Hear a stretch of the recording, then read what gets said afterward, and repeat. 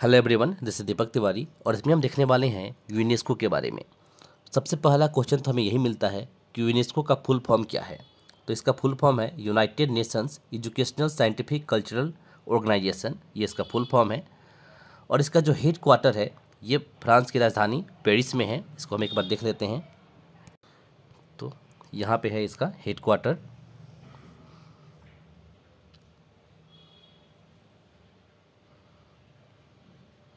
तो यह फ्रांस की राजधानी के बीचों बीच इसका हेड क्वार्टर।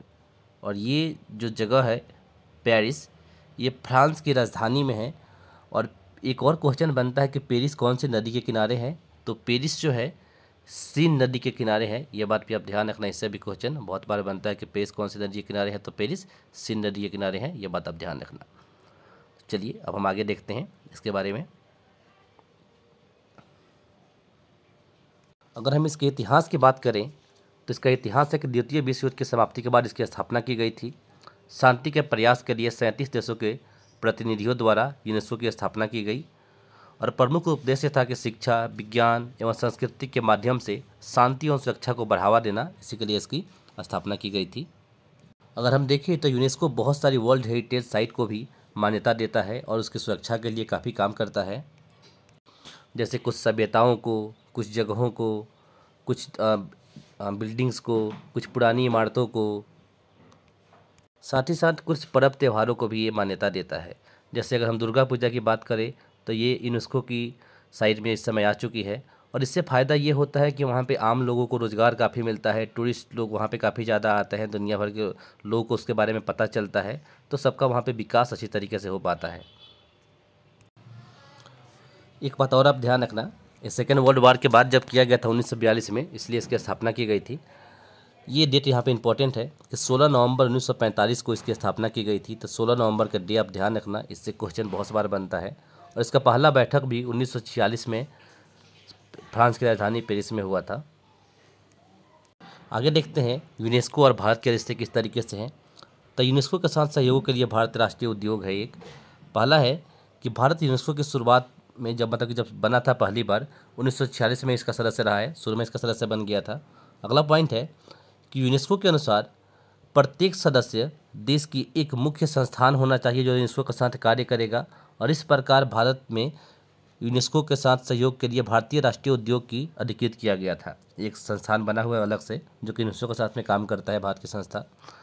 आगे देखिए, यहाँ पे काफ़ी इंपॉर्टेंट लाइन है कि यूनेस्को ने भारत में 2 कार्यालय हैं इसके।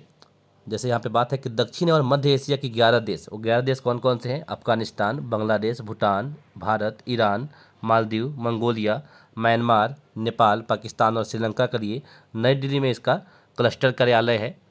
साथ ही साथ महात्मा गांधी शांति एवं सतत विकास शिक्षा संस्थान भारत सरकार द्वारा पूर्ण रूप से वित्त पोषित एवं सहायता प्राप्त है। ये भारत सरकार ही इसको हेल्प करती है, लेकिन यूनेस्को का ही काफ़ी रोल है इसमें।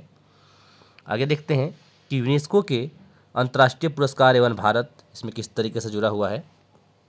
पहला है कि सहिष्णुता एवं अहिंसा को प्रोत्साहित करने के लिए यूनेस्को मदनजीत सिंह पुरस्कार। इसमें क्या है कि इसकी स्थापना यूनेस्को के सद्भावना दूत, भारतीय कलाकार, लेखक एवं रणनीतिकार श्री मनजीत सिंह सिंधु द्वारा किए गए दान की सहायता से की गई है। अगला है कि इस पुरस्कार की शुरुआत 1995 में की गई, जिसे सहिष्णुता के लिए संयुक्त राष्ट्र वर्ष और महात्मा गांधी के जन्म की 125वीं वर्षगांठ के रूप में चिन्हित किया गया था। और अगला है 1996 में यह पुरस्कार 1996 में शुरू किया गया था और यह पुरस्कार हर 2 वर्ष में एक बार दिया जाता है। और तथा 2002 में इस पुरस्कार के तहत दी जाने वाली राशि $1,00,000 है तब से। ठीक है, अगला देखते हैं। एक और है कलिंग पुरस्कार जो काफ़ी फेमस है, जो कलिंग पुरस्कार है यहाँ पे। तो कलिंग पुरस्कार के लिए सीधा सवाल बनता है, कलिंग पुरस्कार किस क्षेत्र में दिया जाता है?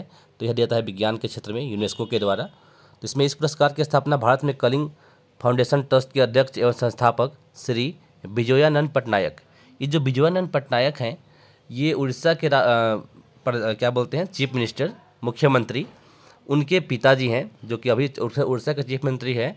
जो चीफ मिनिस्टर्स हैं, मिनिस्टर्स नहीं मिनिस्टर हैं, चीफ मिनिस्टर हैं नवीन पटनायक। तो नवीन पटनायक के ये फादर थे विजयानंद पटनायक, और ये अभी इस मतलब शुरुआत करने वाले व्यक्ति थे।